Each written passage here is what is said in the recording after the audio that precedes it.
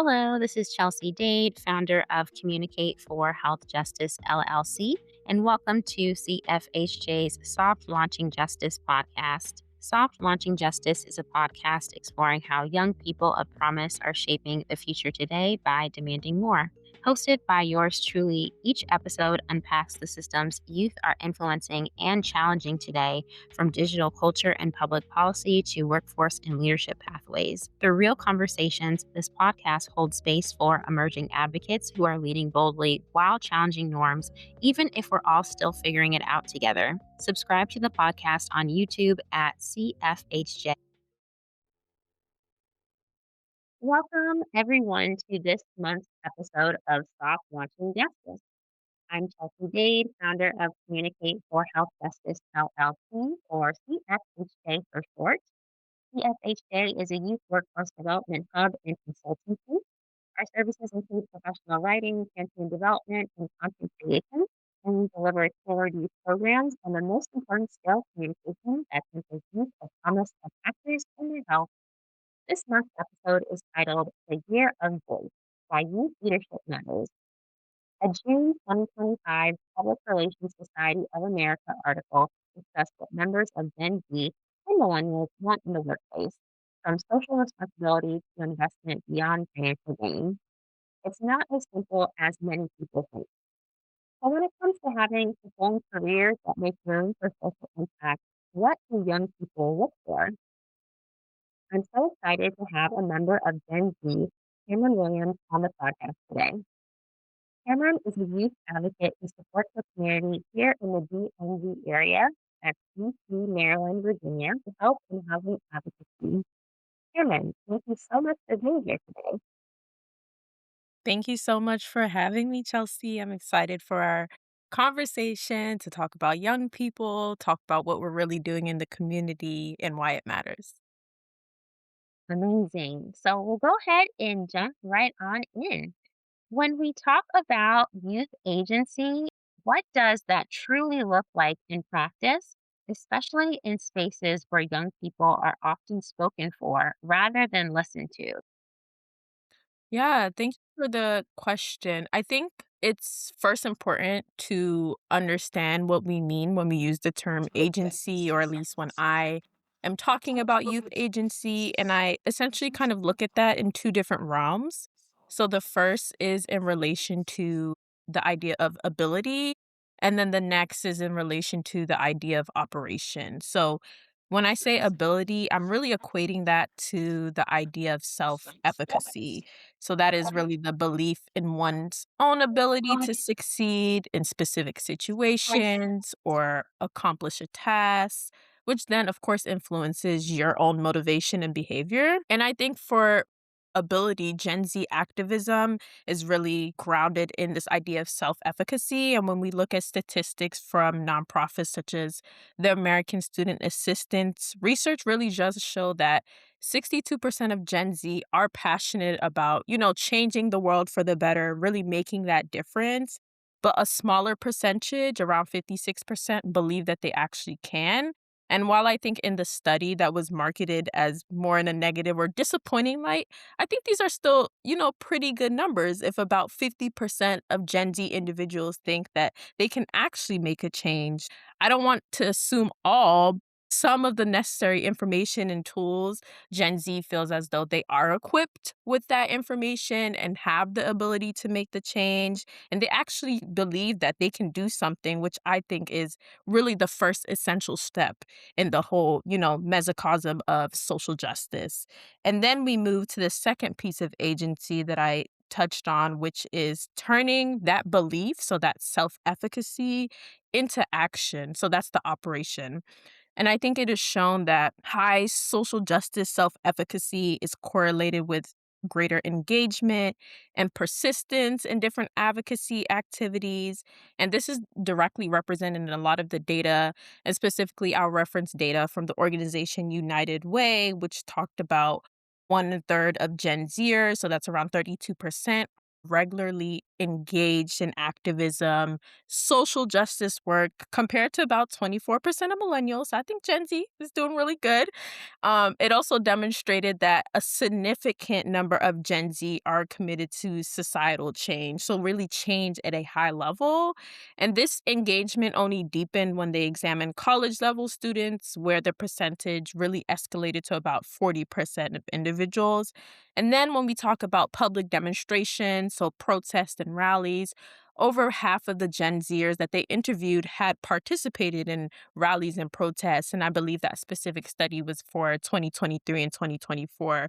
So we can see that these are the spaces that young people, people like me, other youth are often putting their thoughts and actions into and really fostering that high level of engagement. So I think going back to your question of one, what does, youth agency look like in practice? I think it really looks like prioritizing yourself, believing in yourself. And a part of that is, mental health. Because in order to believe that I can actually help others, I must first believe in myself. And I know sometimes Gen Z often gets told that we prioritize mental health a little too much to our own detriment. But I think that speaks volumes about what we really care about the most. And I think it also looks like prioritizing, staying engaged with what's going on so that we are able to speak for ourselves rather than having others speak for us truly. Thank you so much for that answer. Self efficacy, yes, that's for folks listening, that's a really commonly used term, I think, in psychology studies. And so, if you're not familiar, definitely look that up, but that's very integral. So, thank you for sharing on that, Yeah. Cameron. There was another point that you mentioned, and I'm blanking on it. I think it was towards the end of what you were saying about, I think it's the getting involved and the fact that Mhm.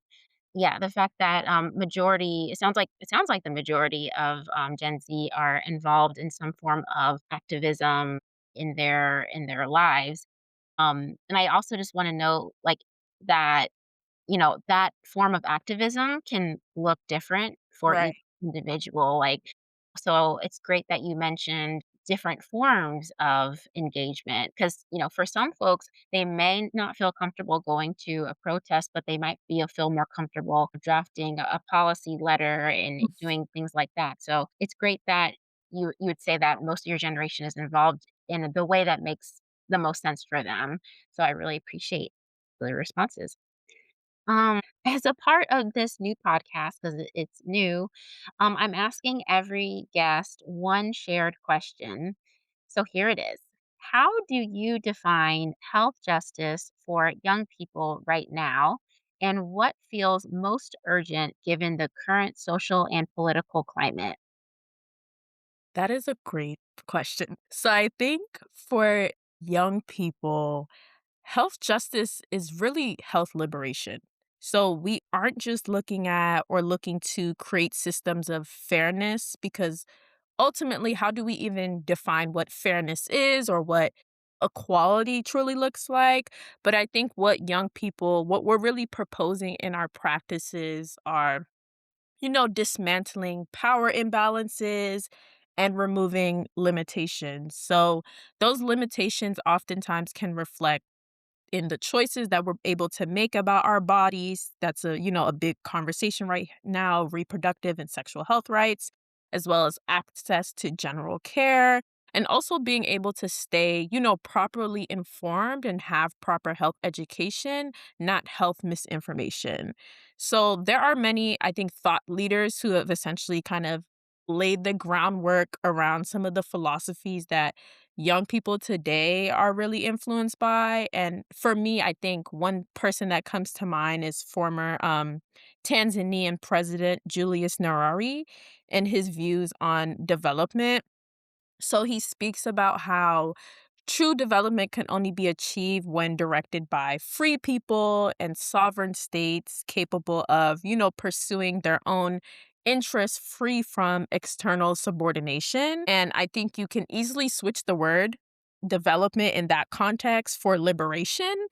And what I've come to understand about his views and what context that can be applied to in the United States is there is essentially a collective efficacy. So, again, this word of efficacy needed to bring about equality for all people. So, of course, we know once our most marginalized groups are liberated, so that means given access to care, able to afford basic luxuries, etc., that only has the utmost positive ramifications for everyone else.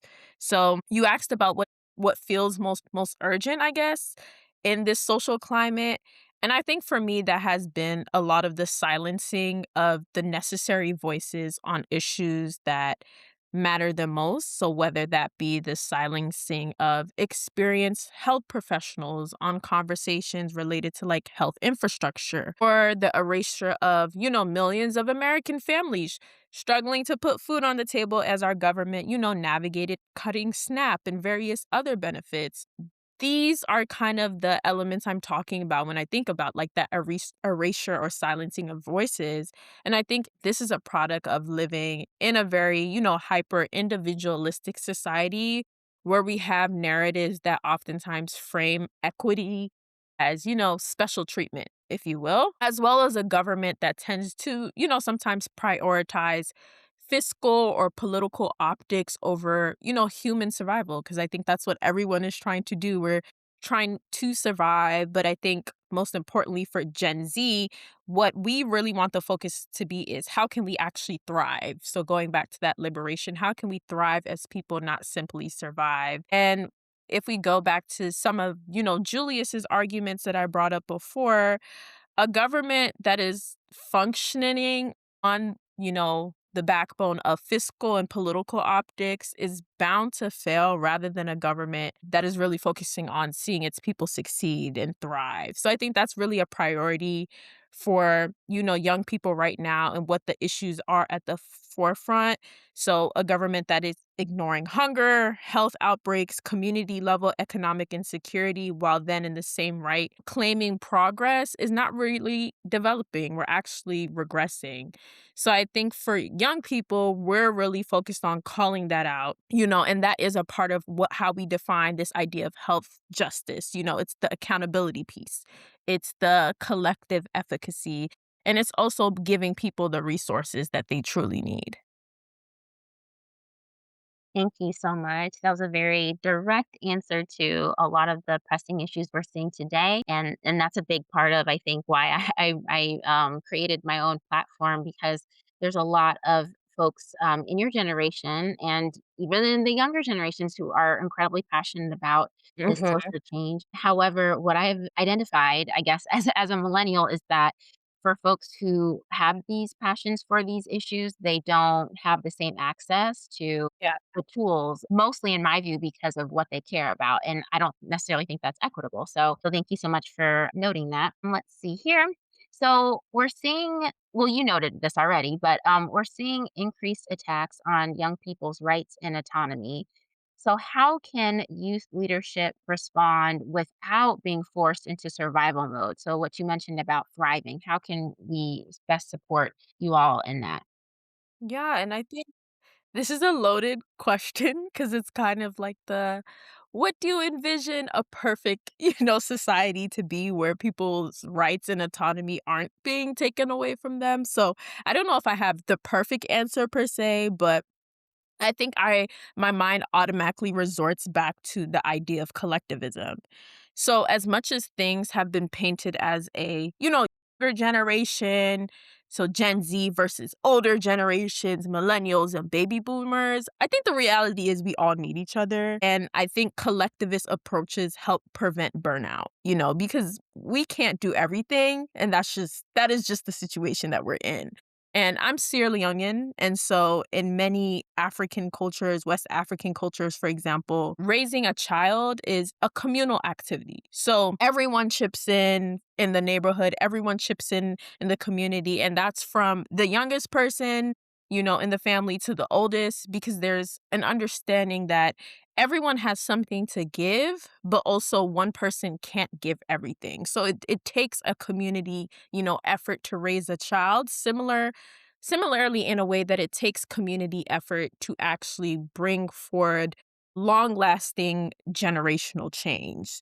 So I say that to say youth leadership has to sometimes rely on more mature leadership. But of course, that is mature leadership that has a willingness to listen and teach and learn. And it should be thought of more so as a mutualistic relationship. So when we work in this way, we're able to give as much as we're able to get. And older generations have a similar, vantage point.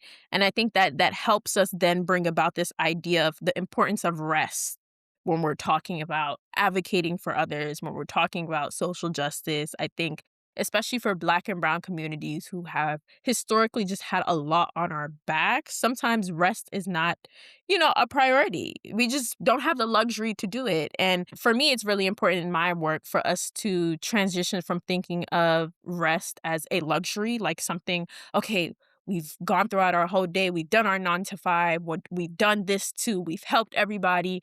And now we get 2 hours to ourselves. Let's shift the viewpoint from that to how can I integrate rest into my everyday life as a form of liberation for myself. And even if it's not rest, I also think about creating spaces of joy, even in the midst of chaos, because the reality is attacks on our rights and autonomy might continue. The load might even get heavier and things may worsen, before they get better. But if we are able to create our own joy and our own relief spaces, I think this really supports, us being able to get outside of that thinking of survival mode, but also being able to reflect on what am I actually fighting for? What fuels me? What keeps me going? And I think those are important points to keep at the forefront of our brains when we think about, engaging in any type of activism and advocacy work. So I would definitely say a collectivist approach is very much needed. Bridging generations, intergenerational activism is very important, but also creating those spaces of joy and rest for us because they are very, very much needed in the times we're in right now. Yes, 100%. Rest is so, so, so important. Looking back in my early years of starting CFHJ, I definitely wish I had prioritized that a little bit more. So I really respect Gen Z's approach to finding time for that as their regular part of the day. So, in your view, how does youth led advocacy challenge or maybe a better term is redefine what traditional advocacy has looked like in the past. And you might have mentioned some of these things already, but maybe you want to kind of revisit those. Yeah, of course. Honestly, I don't think youth advocacy looks drastically different than what it looked like in the past.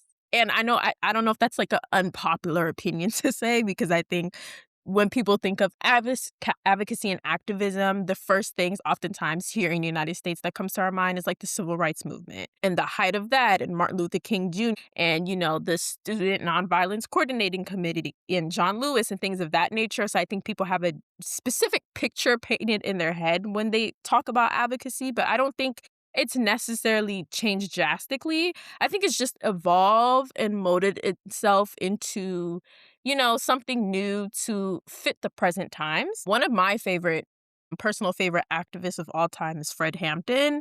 And Fred Hampton was actually murdered at the age of 21. So I think most people think that a lot of activists during the civil rights movement and movements prior were of older generations, but he was a young revolutionary, and historically, revolutions have always been led by young people. So I think that's something really important to understand. We've always had, I don't want to say the upper edge in this realm of activism, but we've always been a backbone in the movement. I think what is a bit different today is the emergence of social media as a tool for, digital advocacy. So I led an initiative when I was in undergrad called Addressing the System. So we were really focused on looking at systemic oppression in Baltimore. I went to a predominantly white school, but of course, Baltimore is a, predominantly Black city. and there's a lot of disparities within the city itself from redlining, gentrification, things of that nature. So I started this initiative or came onto this initiative with my friend Savoy Adams. Shout out to Savoy.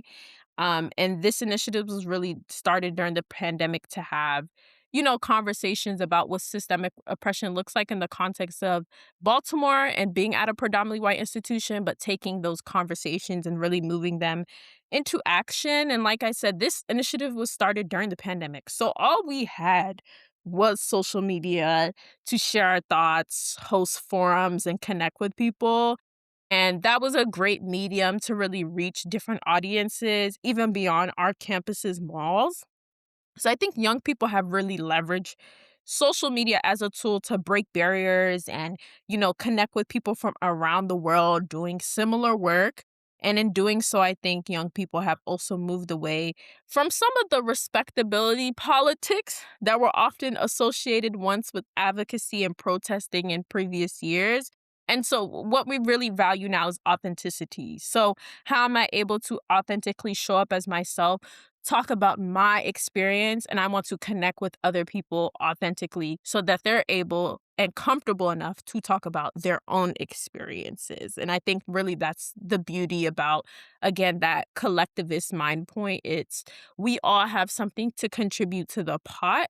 And so how can I make you feel comfortable enough to contribute and actually join in the movement yourself? I also think youth are operating from a very, top down approach. So that is really targeting and pressuring those at the top for that trickle down effect to happen from the jump, which to many I think can seem daunting. Youth go out and we're like, we demand this, or we want this, or we want to speak to this person who's in charge of this. And, maybe some older generations might view that as, oh, you guys have to work your way up there. But I think we're heavy hitters out the gate. We know what we want. And we're oftentimes like, okay, I could talk to these middlemen, but I feel like true change is going to happen when I take that top down approach. So I think that's really something that's been central for young people in our movement and what that looks like today. But I think a lot of that is also a reflection on of the foundation that was set by our ancestors and people who have come before us, whether that be the civil rights movement, the women's movement, like I said, Fred Hampton. So really the Black Panther movement and things of that nature. I think they had similar testaments, and we've been able to grow as youth and really evolve the idea around what it means to be an activist. And as you stated before, Chelsea, it's not necessarily you have to be someone out in the streets protesting and rioting, but people are using their social media platforms and turning them into spaces of education, turning them into forums, turning them into spaces where people can actually engage with each other. And that in itself is activism, being able to give voices and create those spaces. Absolutely. So yeah, to close us out, what does it mean to make this the year of voice, and how can adults and institutions meaningfully support youth leadership without controlling it? Another great question. I think people often say that we need to, give individuals a seat at the table. So this metaphorical table that we're always talking about where issues are being discussed and decisions are being made. But I think how about instead of us viewing it as give someone a seat at the table, how about we just give them the table? And what I mean by that is, make the spectators which are those looking to learn and understand that they don't have the lived experiences of the individuals who oftentimes we, want the information from. So for me, when I hear the term year of the voice, I think of really just amplifying the work that is already being done in communities by communities for their own good.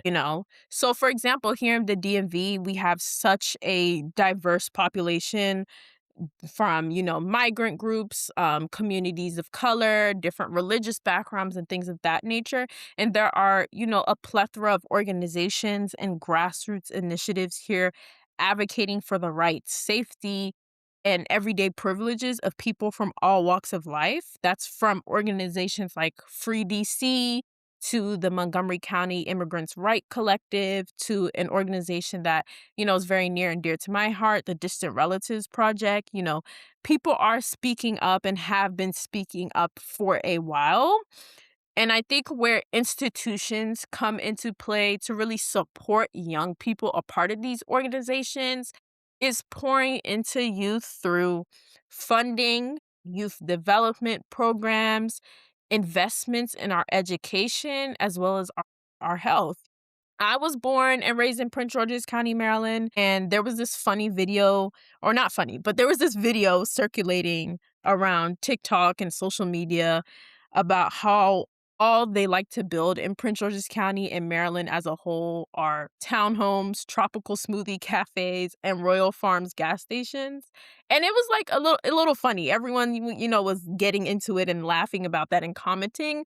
But it also made me think of youth investment in my community, or rather the lack thereof. Now, I have been a bit, disconnected from what the priorities of the district leaders have been and what they are funneling money towards, so I can admit that. But this video came right around the same time that Prince George's County announced a $150 million budget cut to our already underfunded, predominantly Black school system. So while they did vocalize that the cuts will likely not impact anything related to like classroom sizes and core instruction, it still is, the investment in education in some way. And young people can feel when they're not invested in. And so we feel like we have opportunity and choice, in pathways when we feel invested in. And I think that's definitely an avenue where adults and institutions can really, step up, giving us the spaces to grow, giving us the spaces to learn. I think in high school, some of my most fondest memories were where I had teachers who essentially served as mentors to students, and they would, take us on different trips, or they would start, after school programs at the school, really focused on giving youth a voice and saying, hey, if you feel like there's something in the school system that we could be doing better at, I'm giving you this space to, vocalize that. And then I will go and take that information to the higher ups, or those powers be, and advocate on your behalf, or give you the opportunity to advocate for yourself. So I think really pouring into youth from that perspective, also creating more spaces of recreation. So again, that we're able to experience joy, we're able to collaborate with other youth from that point of view, are also really important. So I think that is really the duty of, older generations and institutions as a whole when we talk about what it looks like to really assist youth. It's really that investment portion, whether that be financially, whether that be socially at jobs, and having different affinity networks or opportunities for youth to grow and talk about their passions in, these job spaces, and being able to have that reflected in the work they do as well. Thank you so much for that answer. Well, that wraps up our questions. I just want to thank Cameron so much for being on the Soft Watching Justice podcast, and kicking off the podcast as well. Thank you. That was amazing. And I certainly have learned a lot, and I look forward to listening to this back. And then for our listeners, I hope you enjoy this episode. Make sure you continue to follow CFHJ on YouTube for more updates. Take care, everyone. Bye.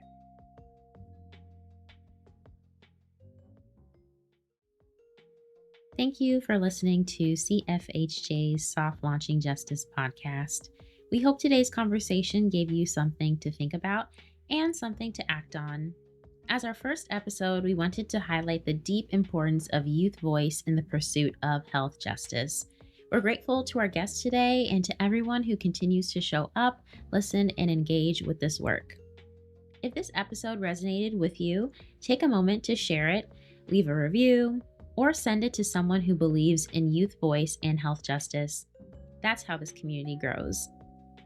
If you would like to be a guest on the podcast, you can learn more about joining us at cfhj.org or on social media at CFHJ. Until next time, keep asking questions Keep pushing for justice and keep communicating